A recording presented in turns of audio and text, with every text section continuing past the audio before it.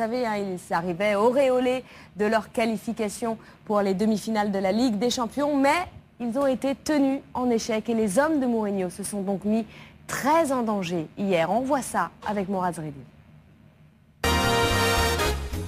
À Florence, la magnifique, les couleurs flavescentes et crépusculaires d'une fin d'après-midi entre Gothique et Michel-Ange. De quoi se dire que le foot n'est peut-être qu'un art mineur. Une brise venant de toute l'Italie non interiste gonflait les voiles de la Fiorentina. Ambiance des grands soirs au Stadio Comunale de Florence. La Fiorentina est un col de première catégorie pour l'Inter. Prandelli, le coach des Viola, laisse Gilardino et quelques titulaires au repos. Alors que José Mourinho n'avait presque rien changé du 11 qui avait joué la Ligue des Champions en semaine à Moscou. Pas de turnover donc à l'Inter. Le début de match semble donner raison à Mourinho. Sneijder chauffe les gants de frais. Milito n'a pas de réussite et trouve le montant. L'Inter ultra offensive modelée par Mourinho réussit son entame avec une nouvelle tentative signée Samuel Eto'o.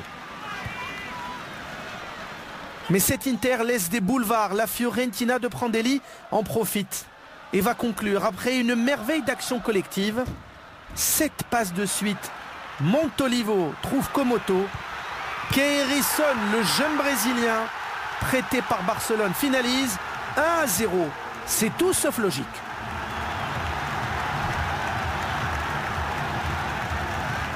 L'Inter réagit mais manque terriblement d'adresse ici avec Maicon. Et Nerazzurri sont patients. 74 minutes de jeu. Sneijder, Maicon.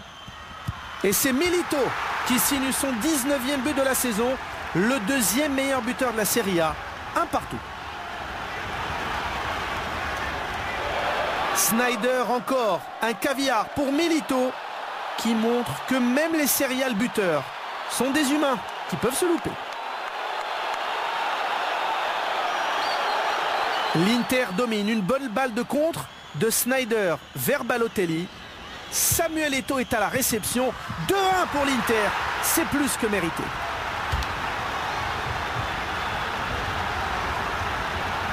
Le 11e but en championnat pour le Camerounais. L'importance de Sneijder saute aux yeux.